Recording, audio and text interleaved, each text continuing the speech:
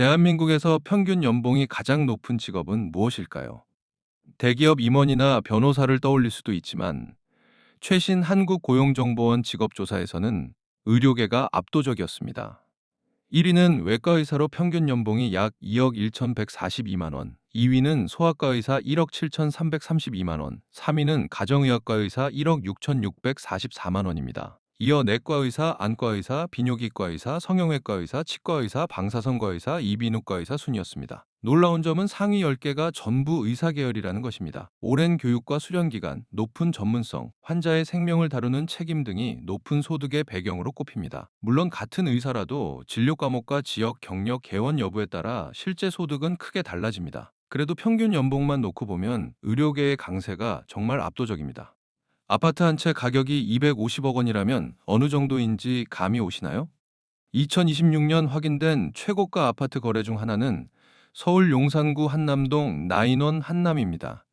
전용 면적 273.94제곱미터가 무려 250억 원에 거래됐습니다.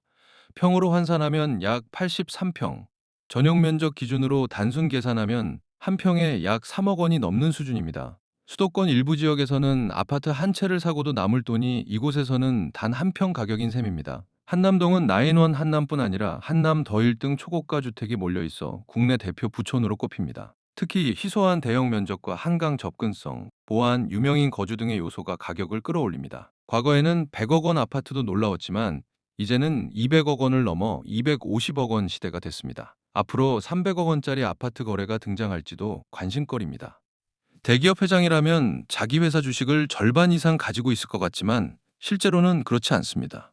대표 핵심 상장사 직접 지분율을 보면 최태원 회장의 SK 지분은 약 17%대, 구광모 회장의 LG 지분은 약 16%대, 신동빈 회장의 롯데지주 지분은 약 13% 수준입니다. 반면 정의선 회장의 현대자동차 직접 지분은 몇 퍼센트 수준이고 이재용 회장의 삼성전자 지분도 약 1%대입니다. 숫자만 보면 생각보다 굉장히 낮죠.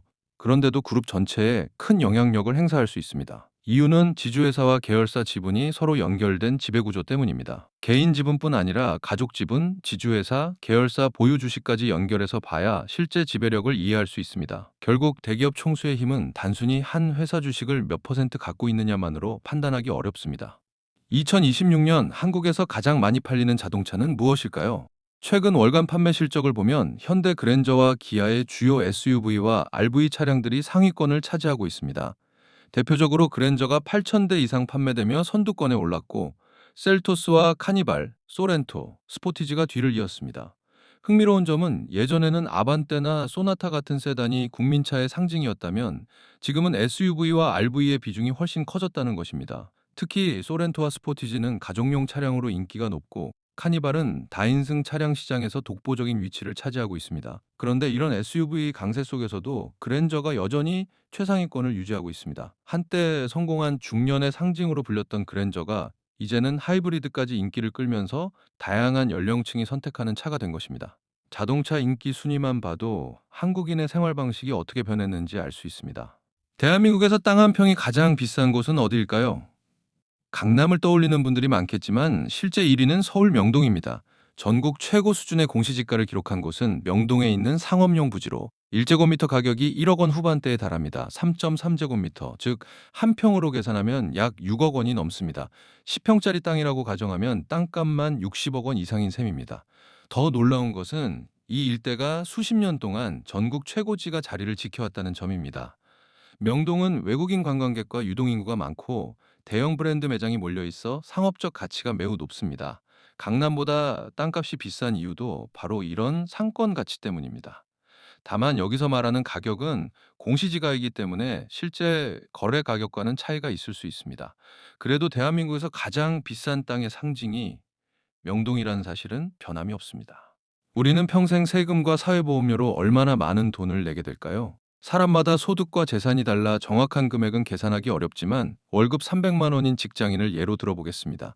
국민연금과 건강보험, 장기요양보험, 고용보험, 소득세와 지방소득세 등을 합하면 매달 수십만 원이 월급에서 빠져나갑니다. 약 33만 원 정도라고 가정하면 1년에는 약 400만 원입니다. 이 수준을 40년 동안 똑같이 낸다고 단순 계산하면 약 1억 6천만 원이 됩니다. 그런데 이것이 전부가 아닙니다. 우리가 물건을 살 때 내는 부가가치세, 자동차세, 취득세, 재산세 같은 세금까지 생각하면 실제 평생 부담액은 훨씬 커질 수 있습니다. 반대로 국민연금은 나중에 연금으로 돌려받는 성격이 있고, 건강보험도 의료 서비스를 위한 사회보험입니다. 그래서 모든 공제액을 단순히 세금이라고 부르는 것은 정확하지 않습니다. 그래도 평생 벌어들이는 돈 가운데 상당 부분이 세금과 사회보험으로 나간다는 사실은 분명합니다. 대한민국은 세계에서 어느 정도 잘 사는 나라일까요? 가장 자주 쓰는 지표 중 하나가 바로 1인당 GDP입니다. 2026년 IMF 전망 기준으로 한국의 명목 1인당 GDP는 약 3만 7천 달러 수준입니다. 세계 전체 국가를 비교하면 대략 40위권에 해당합니다. 단순하게 보면 한국보다 1인당 GDP가 높은 나라가 수십 개 있다는 의미입니다. 미국과 싱가포르, 스위스 같은 나라들은 한국보다 훨씬 높고, 최근에는 대만도 한국을 앞서는 수준으로 올라왔습니다. 반면 일본의 1인당 GDP는 한국보다 낮은 수준으로 내려온 것으로 나타납니다. 하지만 1인당 GDP 순위가 곧 국민의 실제 생활 수준 순위는 아닙니다. 집값과 물가, 세금, 복지, 소득 분배까지 함께 봐야 합니다. 예를 들어 소득이 높아도 생활비가 훨씬 비싸면 체감하는 삶의 수준은 낮을 수 있습니다. 그래도 불과 수십 년 전 개발도상국이었던 한국이 이제 세계 상위권 소득 국가가 됐다는 점은 상당히 큰 변화입니다. 우리나라에서 가장 오래 살아남은 기업은 어디일까요? 현재 기업의 뿌리와 계보를 기준으로 대표적인 장수 기업으로 꼽히는 곳이 두산입니다. 두산의 시작은 지금의 발전소나 건설 장비 사업과 전혀 달랐습니다. 1896년 서울 종로에서 문을 연 박승직상점이 출발점입니다. 2026년 기준으로 무려 130년의 역사를 가진 셈입니다. 비슷한 시기에는 1897년 동화약품의 전신인 동화약방이 만들어졌고, 우리은행의 뿌리도 1899년 대한천일은행까지 거슬러 올라갑니다. 이렇게 오래된 기업들의 공통점은 처음 시작했던 사업만 고집하지 않았다는 것입니다. 두산은 소비재 중심 기업에서 중공업 중심으로 크게 변했고, 금융회사들도 수많은 합병과 조직 변화를 거쳤습니다. 물론 법인 설립일과 기업의 모태를 어디까지 인정하느냐에 따라 장수기업 순위는 달라질 수 있습니다. 하지만 100년 넘게 기업이 살아남았다는 것 자체만으로도 상당히 놀라운 기록입니다. 1억 원을 은행에 넣어두면 이자만으로 생활할 수 있을까요?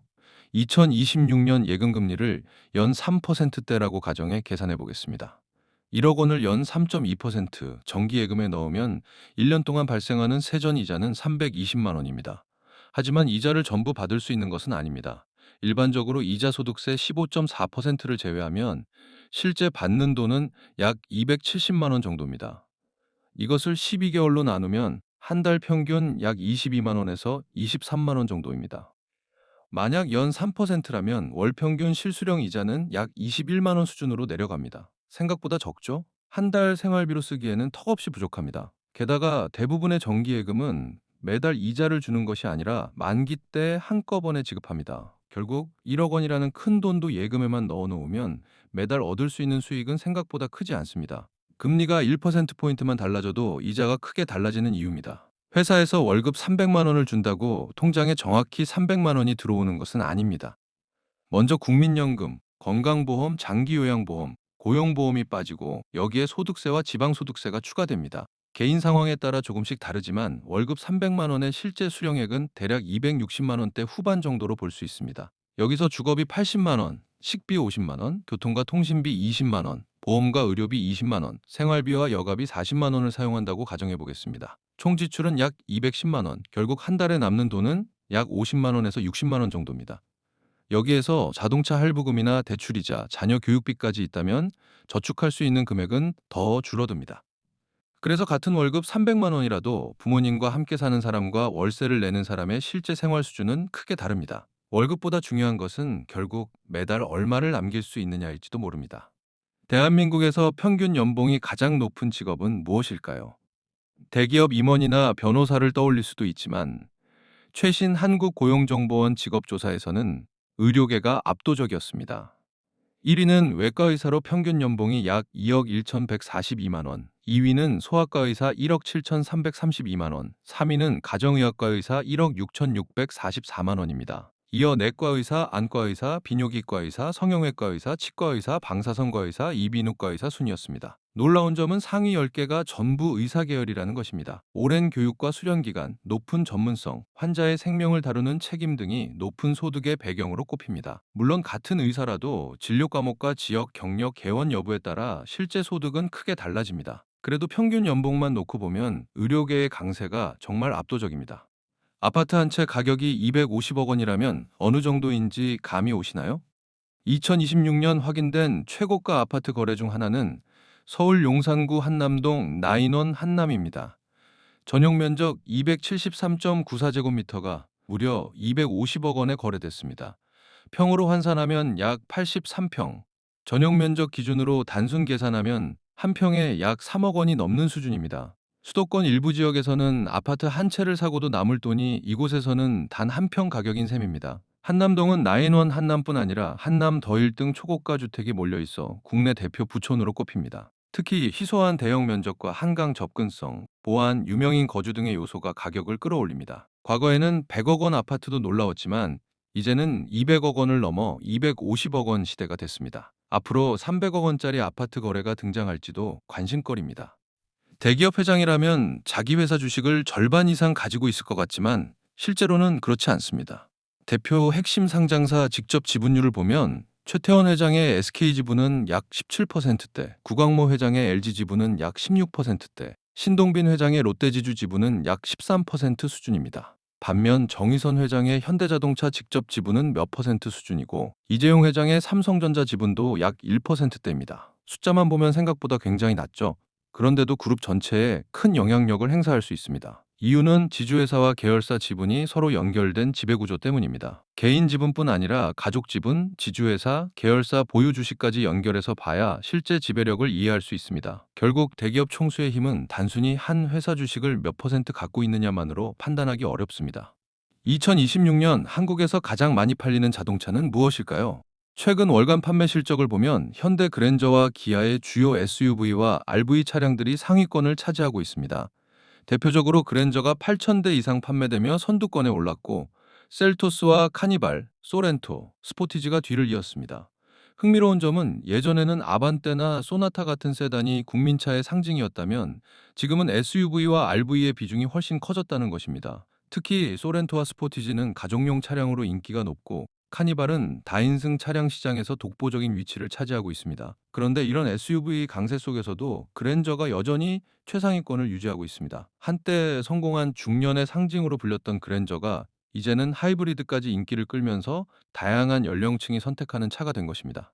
자동차 인기 순위만 봐도 한국인의 생활 방식이 어떻게 변했는지 알 수 있습니다. 대한민국에서 땅 한 평이 가장 비싼 곳은 어디일까요? 강남을 떠올리는 분들이 많겠지만 실제 1위는 서울 명동입니다. 전국 최고 수준의 공시지가를 기록한 곳은 명동에 있는 상업용 부지로 1제곱미터 가격이 1억 원 후반대에 달합니다. 3.3제곱미터, 즉 한 평으로 계산하면 약 6억 원이 넘습니다. 10평짜리 땅이라고 가정하면 땅값만 60억 원 이상인 셈입니다. 더 놀라운 것은 이 일대가 수십 년 동안 전국 최고지가 자리를 지켜왔다는 점입니다. 명동은 외국인 관광객과 유동인구가 많고 대형 브랜드 매장이 몰려 있어 상업적 가치가 매우 높습니다. 강남보다 땅값이 비싼 이유도 바로 이런 상권 가치 때문입니다. 다만 여기서 말하는 가격은 공시지가이기 때문에 실제 거래 가격과는 차이가 있을 수 있습니다. 그래도 대한민국에서 가장 비싼 땅의 상징이 명동이라는 사실은 변함이 없습니다. 우리는 평생 세금과 사회보험료로 얼마나 많은 돈을 내게 될까요? 사람마다 소득과 재산이 달라 정확한 금액은 계산하기 어렵지만 월급 300만 원인 직장인을 예로 들어보겠습니다. 국민연금과 건강보험, 장기요양보험, 고용보험, 소득세와 지방소득세 등을 합하면 매달 수십만 원이 월급에서 빠져나갑니다. 약 33만 원 정도라고 가정하면 1년에는 약 400만 원입니다. 이 수준을 40년 동안 똑같이 낸다고 단순 계산하면 약 1억 6천만 원이 됩니다. 그런데 이것이 전부가 아닙니다. 우리가 물건을 살 때 내는 부가가치세, 자동차세, 취득세, 재산세 같은 세금까지 생각하면 실제 평생 부담액은 훨씬 커질 수 있습니다. 반대로 국민연금은 나중에 연금으로 돌려받는 성격이 있고 건강보험도 의료 서비스를 위한 사회보험입니다. 그래서 모든 공제액을 단순히 세금이라고 부르는 것은 정확하지 않습니다. 그래도 평생 벌어들이는 돈 가운데 상당 부분이 세금과 사회보험으로 나간다는 사실은 분명합니다. 대한민국은 세계에서 어느 정도 잘 사는 나라일까요? 가장 자주 쓰는 지표 중 하나가 바로 1인당 GDP입니다. 2026년 IMF 전망 기준으로 한국의 명목 1인당 GDP는 약 3만 7천 달러 수준입니다. 세계 전체 국가를 비교하면 대략 40위권에 해당합니다. 단순하게 보면 한국보다 1인당 GDP가 높은 나라가 수십 개 있다는 의미입니다.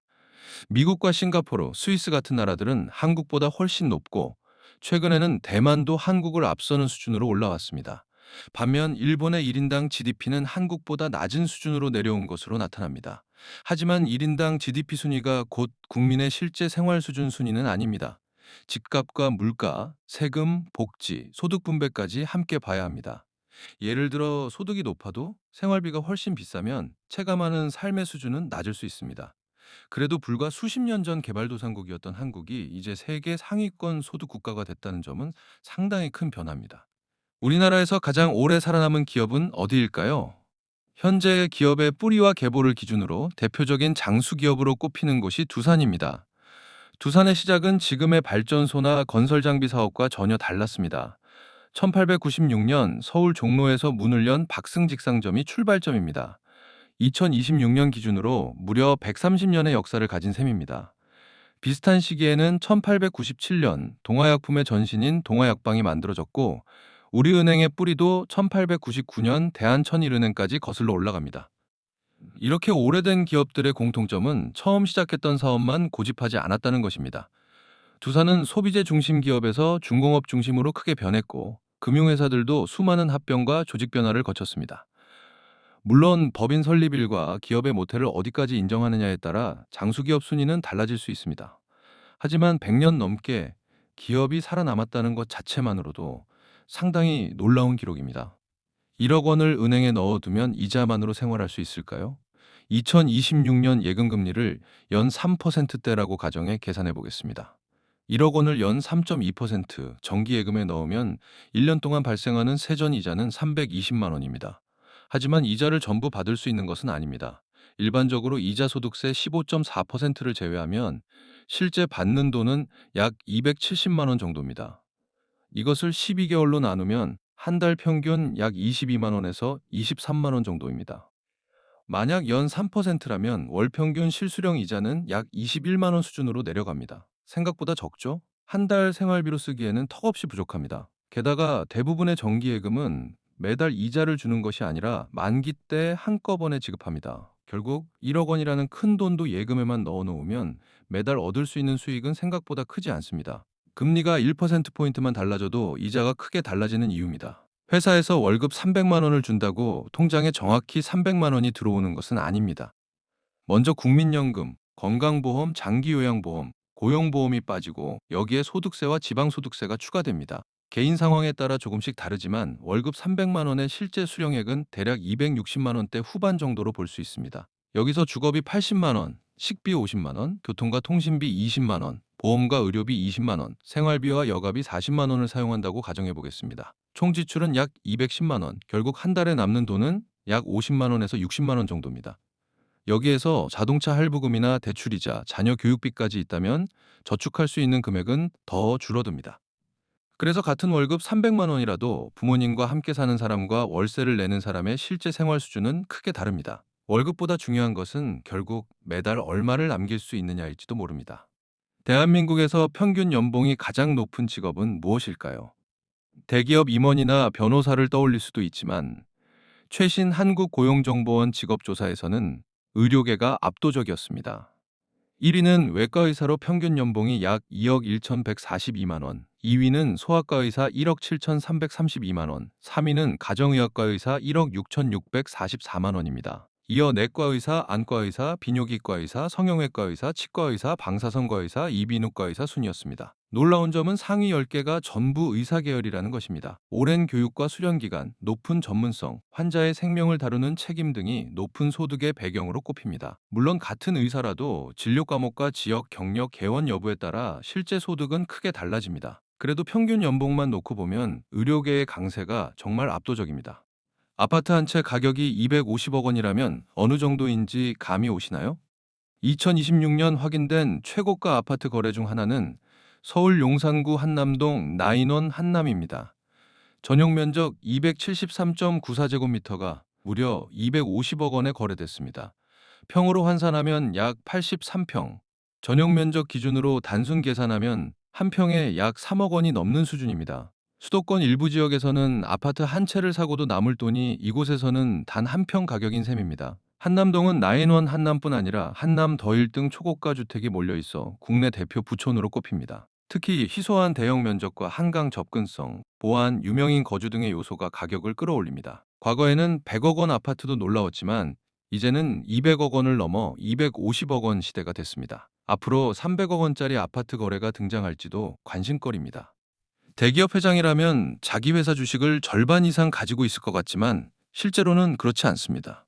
대표 핵심 상장사 직접 지분율을 보면 최태원 회장의 SK 지분은 약 17%대, 구광모 회장의 LG 지분은 약 16%대, 신동빈 회장의 롯데지주 지분은 약 13% 수준입니다. 반면 정의선 회장의 현대자동차 직접 지분은 몇 퍼센트 수준이고 이재용 회장의 삼성전자 지분도 약 1%대입니다. 숫자만 보면 생각보다 굉장히 낮죠.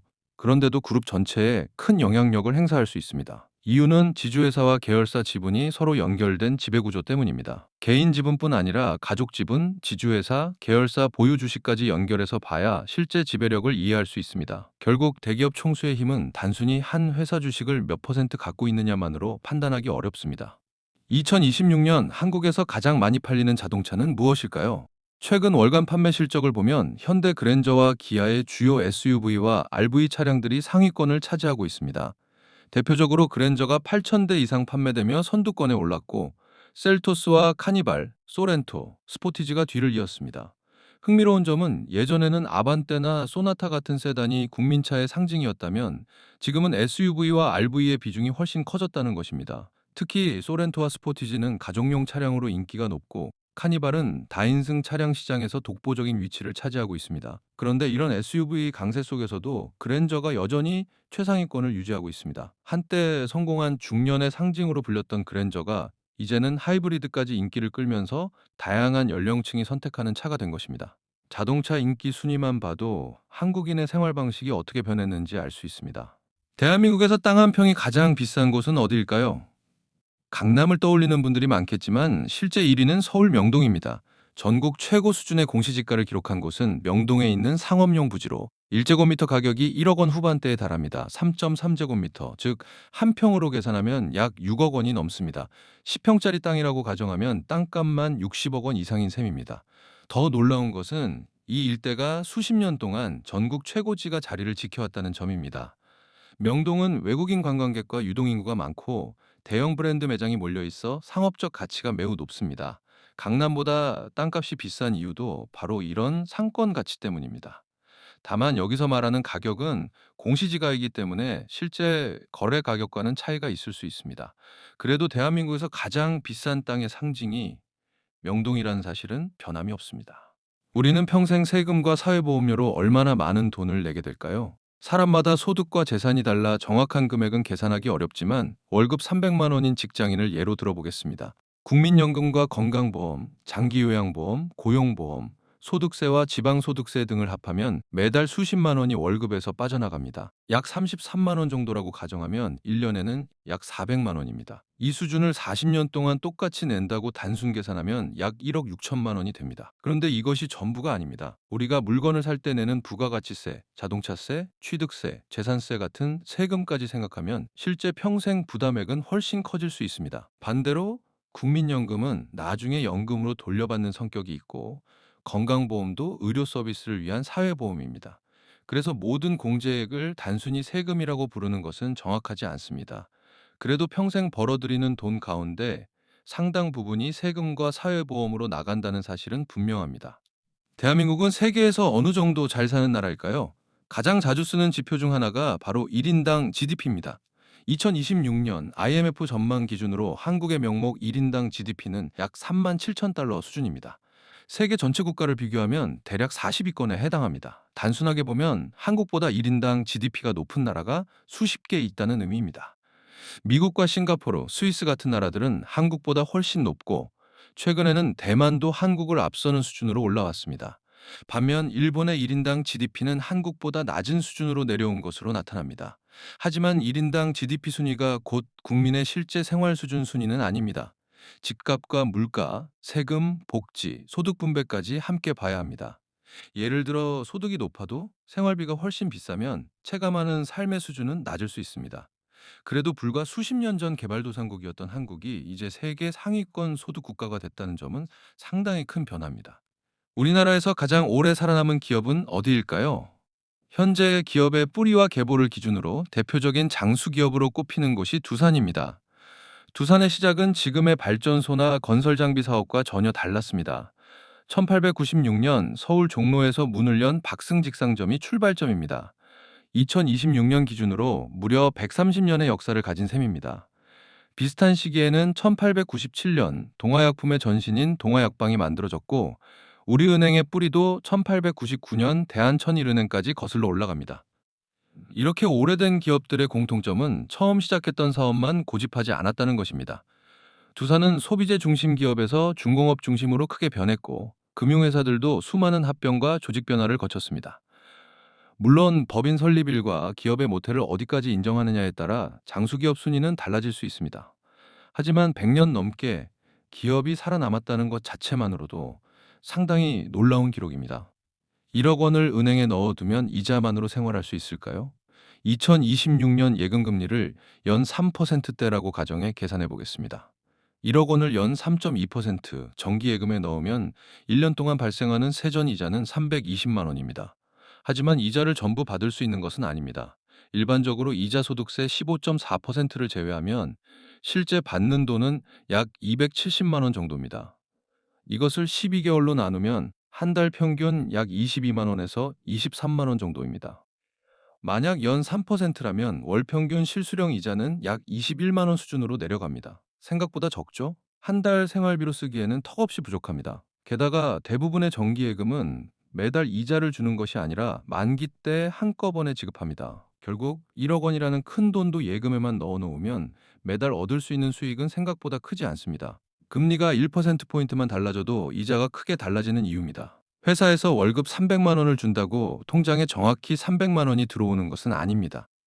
먼저 국민연금, 건강보험, 장기요양보험, 고용보험이 빠지고 여기에 소득세와 지방소득세가 추가됩니다. 개인 상황에 따라 조금씩 다르지만 월급 300만 원의 실제 수령액은 대략 260만 원대 후반 정도로 볼 수 있습니다. 여기서 주거비 80만 원, 식비 50만 원, 교통과 통신비 20만 원, 보험과 의료비 20만 원, 생활비와 여가비 40만 원을 사용한다고 가정해 보겠습니다. 총 지출은 약 210만 원, 결국 한 달에 남는 돈은 약 50만 원에서 60만 원 정도입니다.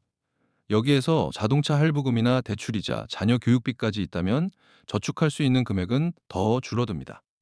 그래서 같은 월급 300만 원이라도 부모님과 함께 사는 사람과 월세를 내는 사람의 실제 생활 수준은 크게 다릅니다. 월급보다 중요한 것은 결국 매달 얼마를 남길 수 있느냐일지도 모릅니다.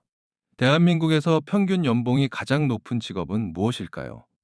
대기업 임원이나 변호사를 떠올릴 수도 있지만 최신 한국고용정보원 직업조사에서는 의료계가 압도적이었습니다.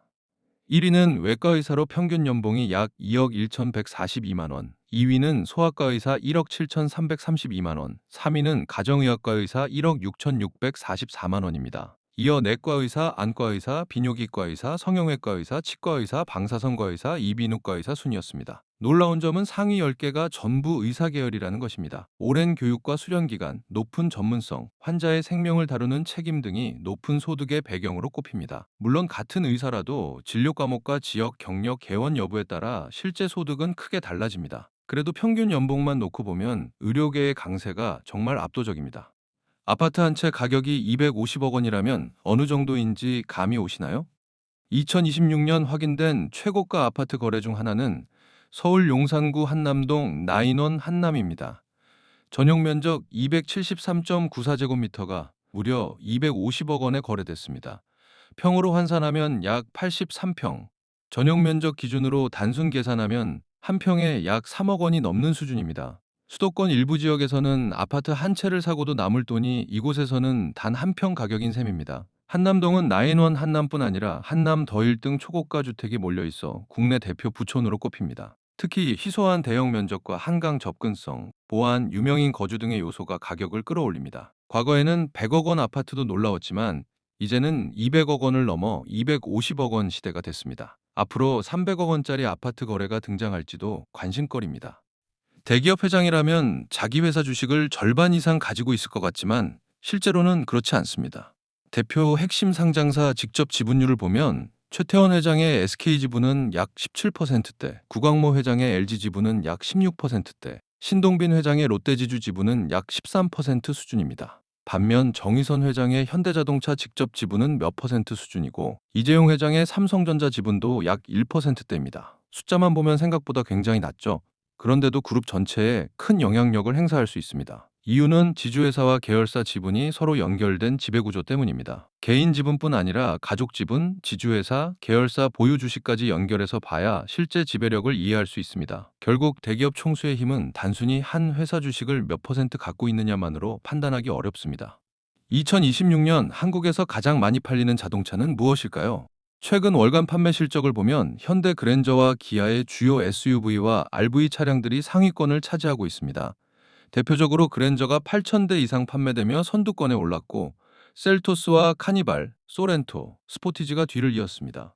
흥미로운 점은 예전에는 아반떼나 소나타 같은 세단이 국민차의 상징이었다면 지금은 SUV와 RV의 비중이 훨씬 커졌다는 것입니다. 특히 소렌토와 스포티지는 가족용 차량으로 인기가 높고 카니발은 다인승 차량 시장에서 독보적인 위치를 차지하고 있습니다. 그런데 이런 SUV 강세 속에서도 그랜저가 여전히 최상위권을 유지하고 있습니다. 한때 성공한 중년의 상징으로 불렸던 그랜저가 이제는 하이브리드까지 인기를 끌면서 다양한 연령층이 선택하는 차가 된 것입니다. 자동차 인기 순위만 봐도 한국인의 생활 방식이 어떻게 변했는지 알 수 있습니다. 대한민국에서 땅 한 평이 가장 비싼 곳은 어디일까요? 강남을 떠올리는 분들이 많겠지만 실제 1위는 서울 명동입니다. 전국 최고 수준의 공시지가를 기록한 곳은 명동에 있는 상업용 부지로 1제곱미터 가격이 1억 원 후반대에 달합니다. 3.3제곱미터, 즉 한 평으로 계산하면 약 6억 원이 넘습니다. 10평짜리 땅이라고 가정하면 땅값만 60억 원 이상인 셈입니다. 더 놀라운 것은 이 일대가 수십 년 동안 전국 최고지가 자리를 지켜왔다는 점입니다. 명동은 외국인 관광객과 유동인구가 많고 대형 브랜드 매장이 몰려 있어 상업적 가치가 매우 높습니다. 강남보다 땅값이 비싼 이유도 바로 이런 상권 가치 때문입니다. 다만 여기서 말하는 가격은 공시지가이기 때문에 실제 거래 가격과는 차이가 있을 수 있습니다. 그래도 대한민국에서 가장 비싼 땅의 상징이 명동이라는 사실은 변함이 없습니다. 우리는 평생 세금과 사회보험료로 얼마나 많은 돈을 내게 될까요? 사람마다 소득과 재산이 달라 정확한 금액은 계산하기 어렵지만 월급 300만 원인 직장인을 예로 들어보겠습니다. 국민연금과 건강보험, 장기요양보험, 고용보험, 소득세와 지방소득세 등을 합하면 매달 수십만 원이 월급에서 빠져나갑니다. 약 33만 원 정도라고 가정하면 1년에는 약 400만 원입니다. 이 수준을 40년 동안 똑같이 낸다고 단순 계산하면 약 1억 6천만 원이 됩니다. 그런데 이것이 전부가 아닙니다. 우리가 물건을 살 때 내는 부가가치세, 자동차세, 취득세, 재산세 같은 세금까지 생각하면 실제 평생 부담액은 훨씬 커질 수 있습니다. 반대로 국민연금은 나중에 연금으로 돌려받는 성격이 있고 건강보험도 의료 서비스를 위한 사회보험입니다. 그래서 모든 공제액을 단순히 세금이라고 부르는 것은 정확하지 않습니다. 그래도 평생 벌어들이는 돈 가운데 상당 부분이 세금과 사회보험으로 나간다는 사실은 분명합니다. 대한민국은 세계에서 어느 정도 잘 사는 나라일까요?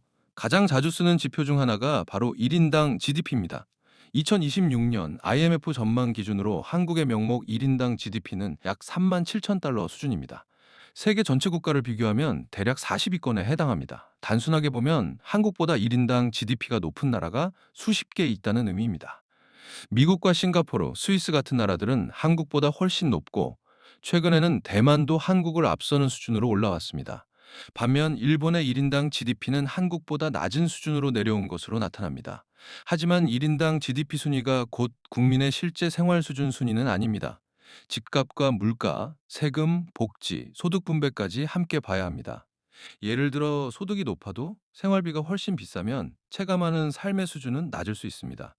그래도 불과 수십 년 전 개발도상국이었던 한국이 이제 세계 상위권 소득 국가가 됐다는 점은 상당히 큰 변화입니다. 우리나라에서 가장 오래 살아남은 기업은 어디일까요? 현재 기업의 뿌리와 계보를 기준으로 대표적인 장수 기업으로 꼽히는 곳이 두산입니다.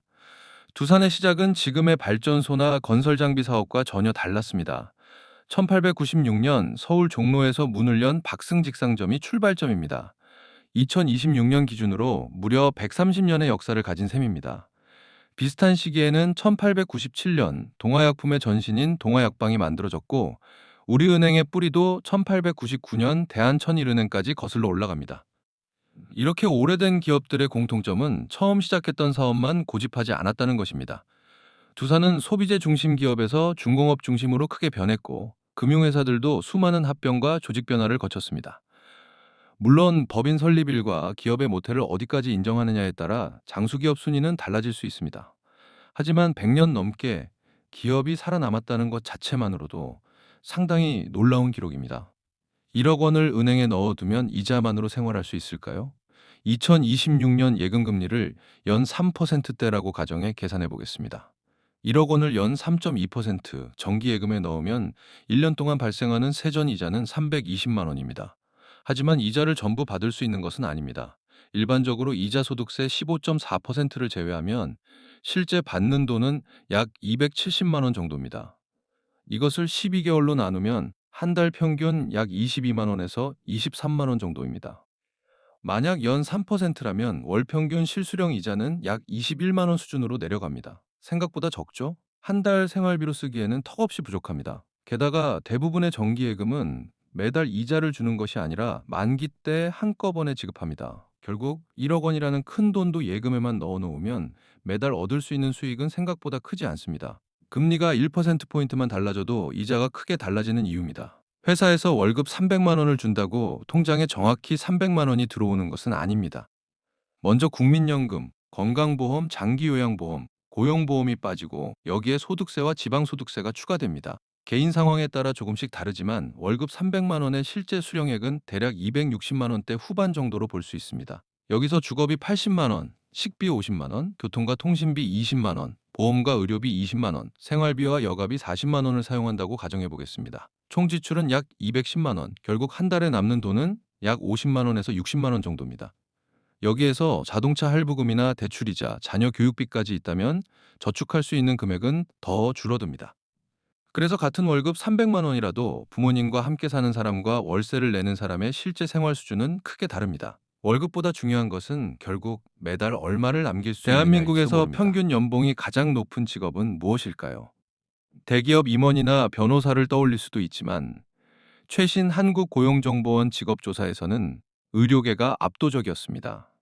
1위는 외과의사로 평균 연봉이 약 2억 1,142만 원, 2위는 소아과의사 1억 7,332만 원, 3위는 가정의학과의사 1억 6,644만 원입니다. 이어 내과의사, 안과의사, 비뇨기과의사, 성형외과의사, 치과의사, 방사선과의사, 이비인후과의사 순이었습니다. 놀라운 점은 상위 10개가 전부 의사 계열이라는 것입니다. 오랜 교육과 수련 기간, 높은 전문성, 환자의 생명을 다루는 책임 등이 높은 소득의 배경으로 꼽힙니다. 물론 같은 의사라도 진료 과목과 지역, 경력, 개원 여부에 따라 실제 소득은 크게 달라집니다. 그래도 평균 연봉만 놓고 보면 의료계의 강세가 정말 압도적입니다. 아파트 한 채 가격이 250억 원이라면 어느 정도인지 감이 오시나요? 2026년 확인된 최고가 아파트 거래 중 하나는 서울 용산구 한남동 나인원 한남입니다. 전용 면적 273.94제곱미터가 무려 250억 원에 거래됐습니다. 평으로 환산하면 약 83평, 전용 면적 기준으로 단순 계산하면 한 평에 약 3억 원이 넘는 수준입니다. 수도권 일부 지역에서는 아파트 한 채를 사고도 남을 돈이 이곳에서는 단 한 평 가격인 셈입니다. 한남동은 나인원 한남뿐 아니라 한남 더일 등 초고가 주택이 몰려 있어 국내 대표 부촌으로 꼽힙니다. 특히 희소한 대형 면적과 한강 접근성, 보안, 유명인 거주 등의 요소가 가격을 끌어올립니다. 과거에는 100억 원 아파트도 놀라웠지만 이제는 200억 원을 넘어 250억 원 시대가 됐습니다. 앞으로 300억 원짜리 아파트 거래가 등장할지도 관심거리입니다. 대기업 회장이라면 자기 회사 주식을 절반 이상 가지고 있을 것 같지만 실제로는 그렇지 않습니다. 대표 핵심 상장사 직접 지분율을 보면 최태원 회장의 SK 지분은 약 17%대, 구광모 회장의 LG 지분은 약 16%대, 신동빈 회장의 롯데지주 지분은 약 13% 수준입니다. 반면 정의선 회장의 현대자동차 직접 지분은 몇 퍼센트 수준이고 이재용 회장의 삼성전자 지분도 약 1%대입니다. 숫자만 보면 생각보다 굉장히 낮죠. 그런데도 그룹 전체에 큰 영향력을 행사할 수 있습니다. 이유는 지주회사와 계열사 지분이 서로 연결된 지배구조 때문입니다. 개인 지분뿐 아니라 가족 지분, 지주회사, 계열사 보유 주식까지 연결해서 봐야 실제 지배력을 이해할 수 있습니다. 결국 대기업 총수의 힘은 단순히 한 회사 주식을 몇 퍼센트 갖고 있느냐만으로 판단하기 어렵습니다. 2026년 한국에서 가장 많이 팔리는 자동차는 무엇일까요? 최근 월간 판매 실적을 보면 현대 그랜저와 기아의 주요 SUV와 RV 차량들이 상위권을 차지하고 있습니다. 대표적으로 그랜저가 8,000대 이상 판매되며 선두권에 올랐고 셀토스와 카니발, 소렌토, 스포티지가 뒤를 이었습니다. 흥미로운 점은 예전에는 아반떼나 소나타 같은 세단이 국민차의 상징이었다면 지금은 SUV와 RV의 비중이 훨씬 커졌다는 것입니다. 특히 소렌토와 스포티지는 가족용 차량으로 인기가 높고 카니발은 다인승 차량 시장에서 독보적인 위치를 차지하고 있습니다. 그런데 이런 SUV 강세 속에서도 그랜저가 여전히 최상위권을 유지하고 있습니다. 한때 성공한 중년의 상징으로 불렸던 그랜저가 이제는 하이브리드까지 인기를 끌면서 다양한 연령층이 선택하는 차가 된 것입니다. 자동차 인기 순위만 봐도 한국인의 생활 방식이 어떻게 변했는지 알 수 있습니다. 대한민국에서 땅 한 평이 가장 비싼 곳은 어디일까요? 강남을 떠올리는 분들이 많겠지만 실제 1위는 서울 명동입니다. 전국 최고 수준의 공시지가를 기록한 곳은 명동에 있는 상업용 부지로 1제곱미터 가격이 1억 원 후반대에 달합니다. 3.3제곱미터, 즉 한 평으로 계산하면 약 6억 원이 넘습니다. 10평짜리 땅이라고 가정하면 땅값만 60억 원 이상인 셈입니다. 더 놀라운 것은 이 일대가 수십 년 동안 전국 최고지가 자리를 지켜왔다는 점입니다. 명동은 외국인 관광객과 유동인구가 많고 대형 브랜드 매장이 몰려 있어 상업적 가치가 매우 높습니다. 강남보다 땅값이 비싼 이유도 바로 이런 상권 가치 때문입니다. 다만 여기서 말하는 가격은 공시지가이기 때문에 실제 거래 가격과는 차이가 있을 수 있습니다. 그래도 대한민국에서 가장 비싼 땅의 상징이 명동이라는 사실은 변함이 없습니다. 우리는 평생 세금과 사회보험료로 얼마나 많은 돈을 내게 될까요? 사람마다 소득과 재산이 달라 정확한 금액은 계산하기 어렵지만 월급 300만 원인 직장인을 예로 들어보겠습니다. 국민연금과 건강보험, 장기요양보험, 고용보험, 소득세와 지방소득세 등을 합하면 매달 수십만 원이 월급에서 빠져나갑니다. 약 33만 원 정도라고 가정하면 1년에는 약 400만 원입니다. 이 수준을 40년 동안 똑같이 낸다고 단순 계산하면 약 1억 6천만 원이 됩니다. 그런데 이것이 전부가 아닙니다. 우리가 물건을 살 때 내는 부가가치세, 자동차세, 취득세, 재산세 같은 세금까지 생각하면 실제 평생 부담액은 훨씬 커질 수 있습니다. 반대로 국민연금은 나중에 연금으로 돌려받는 성격이 있고 건강보험도 의료 서비스를 위한 사회보험입니다. 그래서 모든 공제액을 단순히 세금이라고 부르는 것은 정확하지 않습니다. 그래도 평생 벌어들이는 돈 가운데 상당 부분이 세금과 사회보험으로 나간다는 사실은 분명합니다. 대한민국은 세계에서 어느 정도 잘 사는 나라일까요? 가장 자주 쓰는 지표 중 하나가 바로 1인당 GDP입니다. 2026년 IMF 전망 기준으로 한국의 명목 1인당 GDP는 약 3만 7천 달러 수준입니다. 세계 전체 국가를 비교하면 대략 40위권에 해당합니다. 단순하게 보면 한국보다 1인당 GDP가 높은 나라가 수십 개 있다는 의미입니다. 미국과 싱가포르, 스위스 같은 나라들은 한국보다 훨씬 높고 최근에는 대만도 한국을 앞서는 수준으로 올라왔습니다. 반면 일본의 1인당 GDP는 한국보다 낮은 수준으로 내려온 것으로 나타납니다. 하지만 1인당 GDP 순위가 곧 국민의 실제 생활 수준 순위는 아닙니다.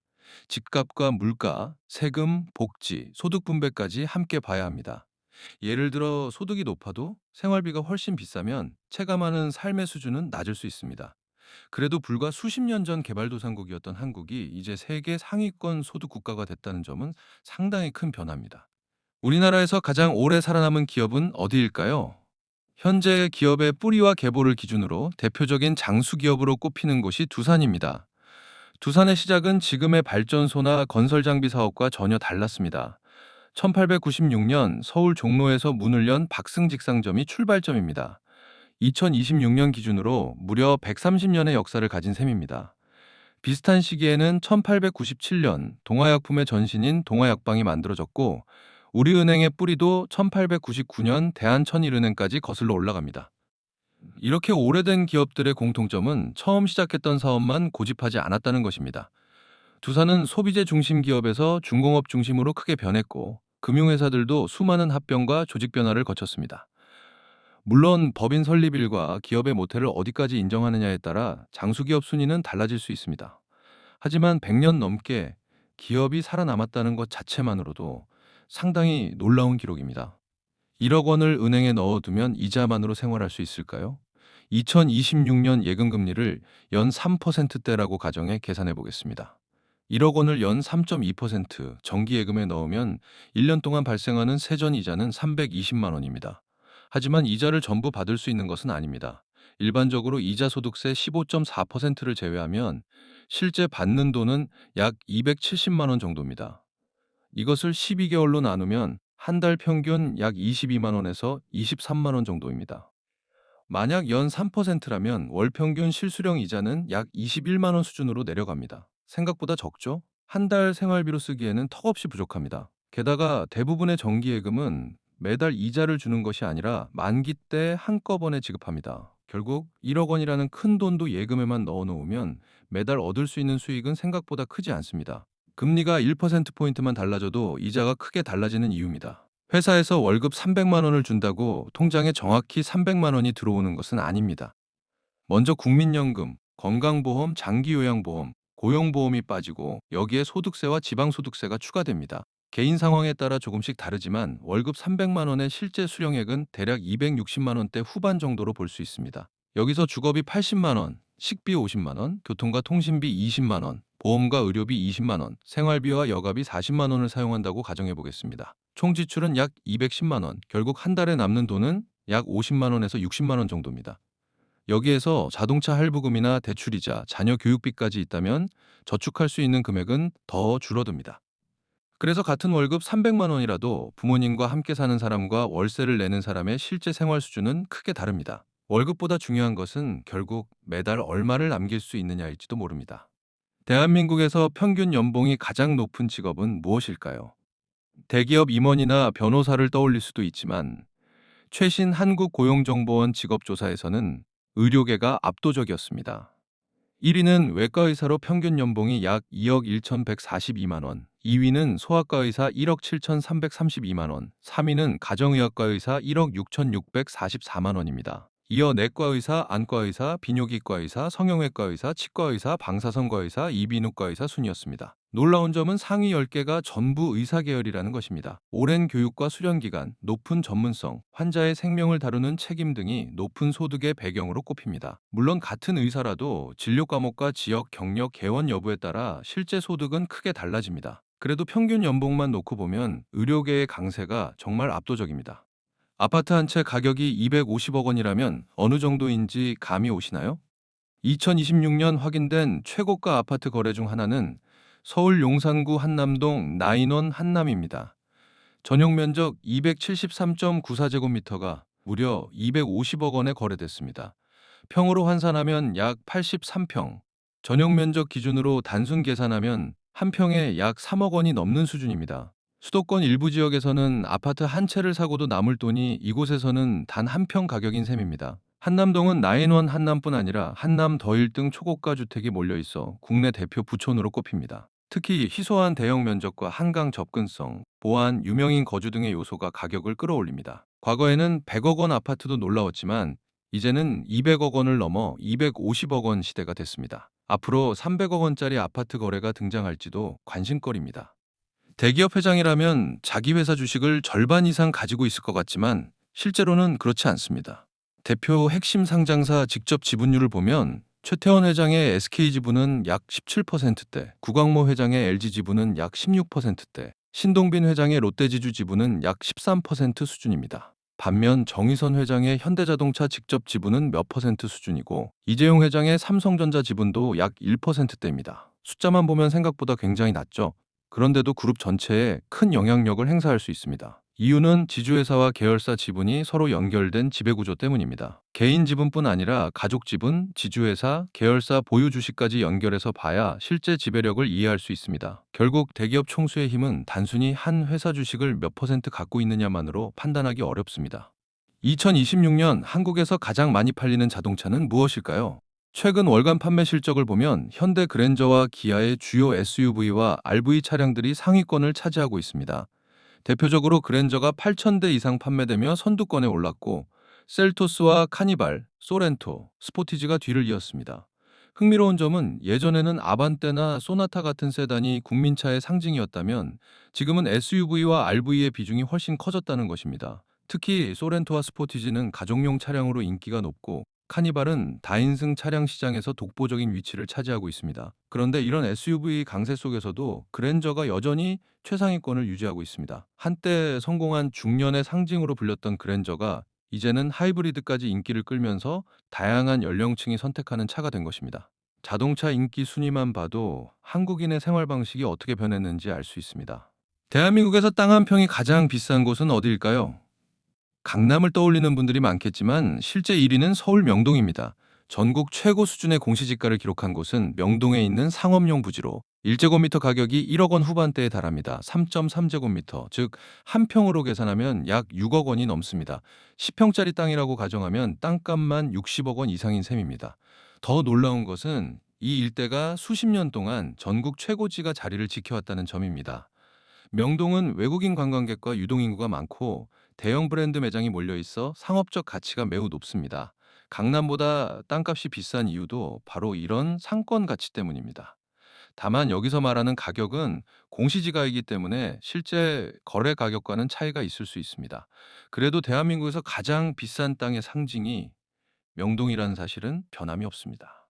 우리는 평생 세금과 사회보험료로 얼마나 많은 돈을 내게 될까요? 사람마다 소득과 재산이 달라 정확한 금액은 계산하기 어렵지만 월급 300만 원인 직장인을 예로 들어보겠습니다. 국민연금과 건강보험, 장기요양보험, 고용보험, 소득세와 지방소득세 등을 합하면 매달 수십만 원이 월급에서 빠져나갑니다. 약 33만 원 정도라고 가정하면 1년에는 약 400만 원입니다. 이 수준을 40년 동안 똑같이 낸다고 단순 계산하면 약 1억 6천만 원이 됩니다. 그런데 이것이 전부가 아닙니다. 우리가 물건을 살 때 내는 부가가치세, 자동차세, 취득세, 재산세 같은 세금까지 생각하면 실제 평생 부담액은 훨씬 커질 수 있습니다. 반대로 국민연금은 나중에 연금으로 돌려받는 성격이 있고, 건강보험도 의료 서비스를 위한 사회보험입니다.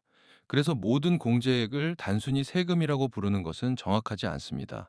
그래도 평생 벌어들이는 돈 가운데 상당 부분이 세금과 사회보험으로 나간다는 사실은 분명합니다. 대한민국은 세계에서 어느 정도 잘 사는 나라일까요? 가장 자주 쓰는 지표 중 하나가 바로 1인당 GDP입니다. 2026년 IMF 전망 기준으로 한국의 명목 1인당 GDP는 약 3만 7천 달러 수준입니다. 세계 전체 국가를 비교하면 대략 40위권에 해당합니다. 단순하게 보면 한국보다 1인당 GDP가 높은 나라가 수십 개 있다는 의미입니다. 미국과 싱가포르, 스위스 같은 나라들은 한국보다 훨씬 높고 최근에는 대만도 한국을 앞서는 수준으로 올라왔습니다. 반면 일본의 1인당 GDP는 한국보다 낮은 수준으로 내려온 것으로 나타납니다. 하지만 1인당 GDP 순위가 곧 국민의 실제 생활 수준 순위는 아닙니다. 집값과 물가, 세금, 복지, 소득 분배까지 함께 봐야 합니다. 예를 들어 소득이 높아도 생활비가 훨씬 비싸면 체감하는 삶의 수준은 낮을 수 있습니다. 그래도 불과 수십 년 전 개발도상국이었던 한국이 이제 세계 상위권 소득 국가가 됐다는 점은 상당히 큰 변화입니다. 우리나라에서 가장 오래 살아남은 기업은 어디일까요? 현재 기업의 뿌리와 계보를 기준으로 대표적인 장수 기업으로 꼽히는 곳이 두산입니다.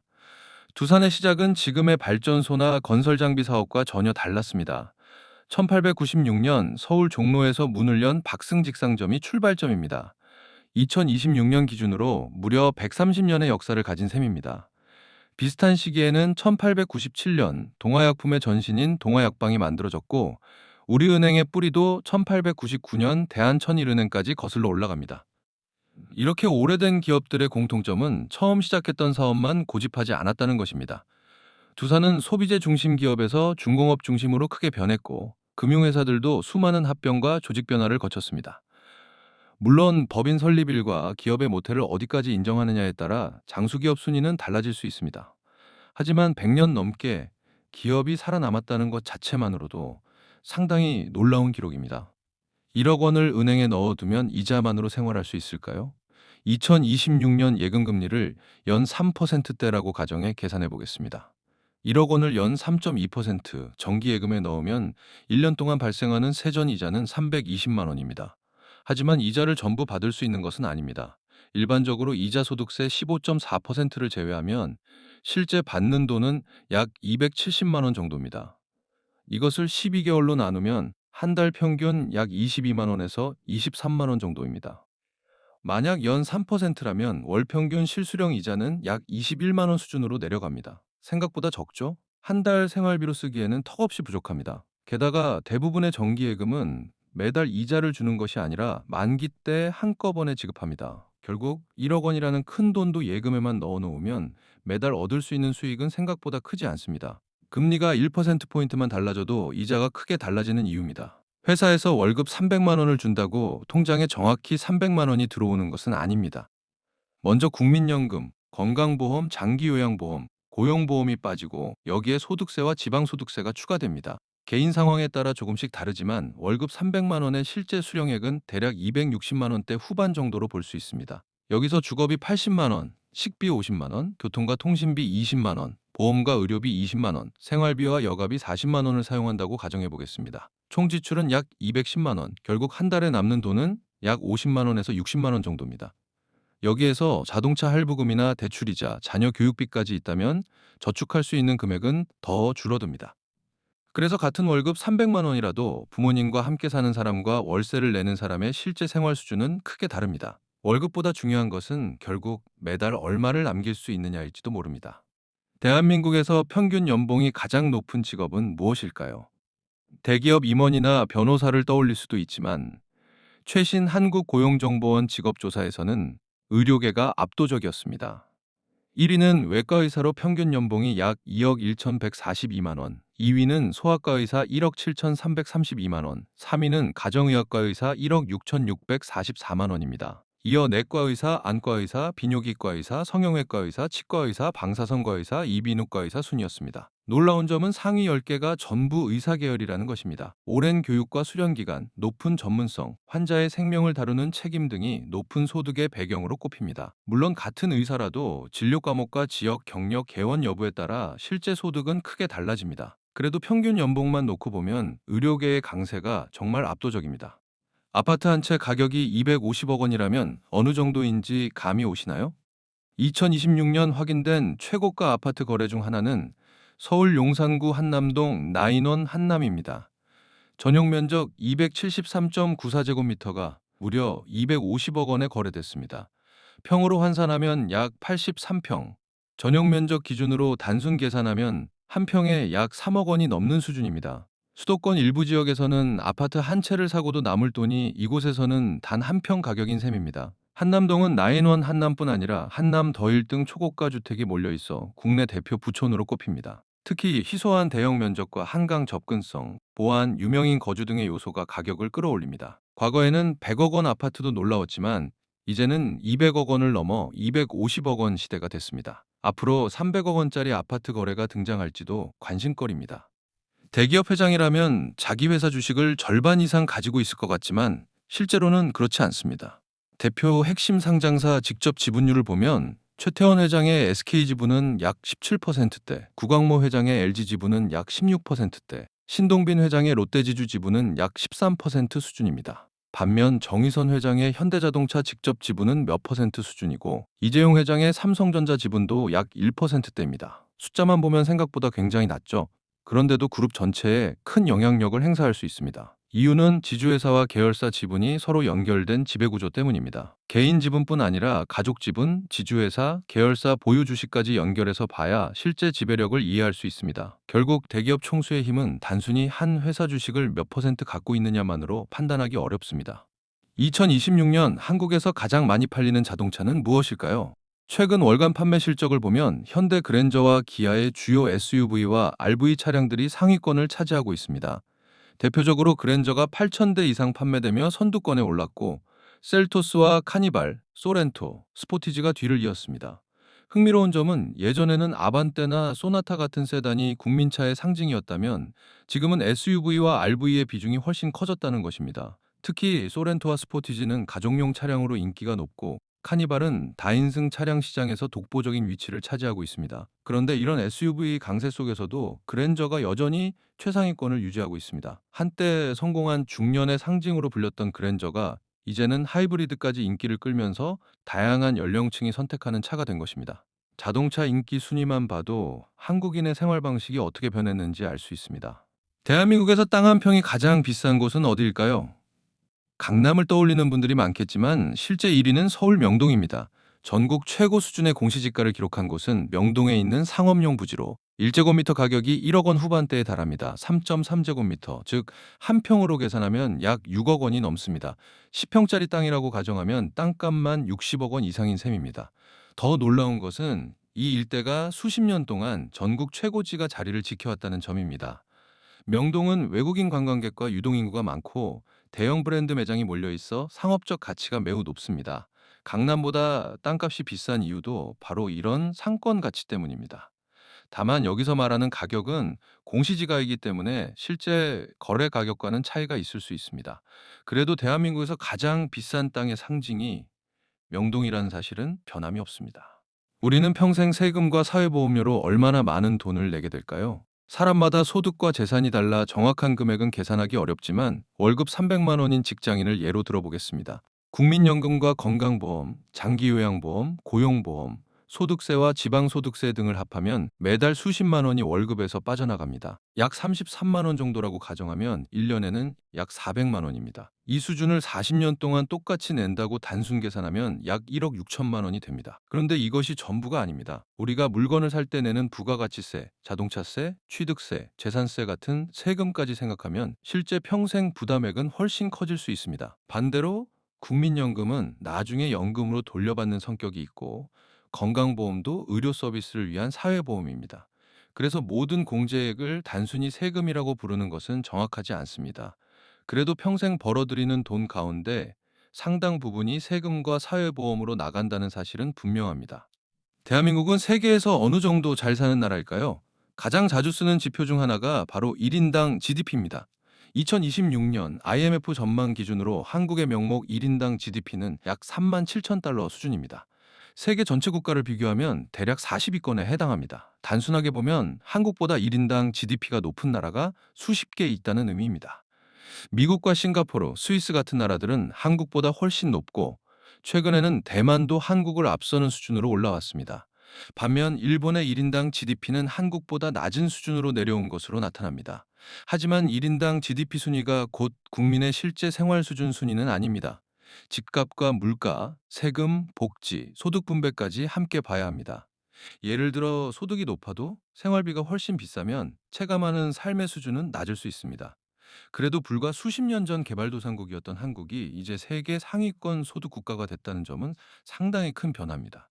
우리나라에서 가장 오래 살아남은 기업은 어디일까요? 현재 기업의 뿌리와 계보를 기준으로 대표적인 장수 기업으로 꼽히는 곳이 두산입니다. 두산의 시작은 지금의 발전소나 건설 장비 사업과 전혀 달랐습니다. 1896년 서울 종로에서 문을 연 박승직상점이 출발점입니다. 2026년 기준으로 무려 130년의 역사를 가진 셈입니다. 비슷한 시기에는 1897년 동화약품의 전신인 동화약방이 만들어졌고 우리은행의 뿌리도 1899년 대한천일은행까지 거슬러 올라갑니다. 이렇게 오래된 기업들의 공통점은 처음 시작했던 사업만 고집하지 않았다는 것입니다. 두산은 소비재 중심 기업에서 중공업 중심으로 크게 변했고 금융회사들도 수많은 합병과 조직 변화를 거쳤습니다. 물론 법인 설립일과 기업의 모태를 어디까지 인정하느냐에 따라 장수기업 순위는 달라질 수 있습니다. 하지만 100년 넘게 기업이 살아남았다는 것 자체만으로도 상당히 놀라운 기록입니다. 1억 원을 은행에 넣어두면 이자만으로 생활할 수 있을까요? 2026년 예금금리를 연 3%대라고 가정해 계산해 보겠습니다. 1억 원을 연 3.2% 정기예금에 넣으면 1년 동안 발생하는 세전이자는 320만 원입니다. 하지만 이자를 전부 받을 수 있는 것은 아닙니다. 일반적으로 이자 소득세 15.4%를 제외하면 실제 받는 돈은 약 270만 원 정도입니다. 이것을 12개월로 나누면 한 달 평균 약 22만 원에서 23만 원 정도입니다. 만약 연 3%라면 월 평균 실수령 이자는 약 21만 원 수준으로 내려갑니다. 생각보다 적죠? 한 달 생활비로 쓰기에는 턱없이 부족합니다. 게다가 대부분의 정기예금은 매달 이자를 주는 것이 아니라 만기 때 한꺼번에 지급합니다. 결국 1억 원이라는 큰 돈도 예금에만 넣어 놓으면 매달 얻을 수 있는 수익은 생각보다 크지 않습니다. 금리가 1%포인트만 달라져도 이자가 크게 달라지는 이유입니다. 회사에서 월급 300만 원을 준다고 통장에 정확히 300만 원이 들어오는 것은 아닙니다. 먼저 국민연금, 건강보험, 장기요양보험, 고용보험이 빠지고 여기에 소득세와 지방소득세가 추가됩니다. 개인 상황에 따라 조금씩 다르지만 월급 300만 원의 실제 수령액은 대략 260만 원대 후반 정도로 볼 수 있습니다. 여기서 주거비 80만 원, 식비 50만 원, 교통과 통신비 20만 원, 보험과 의료비 20만 원, 생활비와 여가비 40만 원을 사용한다고 가정해 보겠습니다. 총 지출은 약 210만 원, 결국 한 달에 남는 돈은 약 50만 원에서 60만 원 정도입니다. 여기에서 자동차 할부금이나 대출이자, 자녀 교육비까지 있다면 저축할 수 있는 금액은 더 줄어듭니다.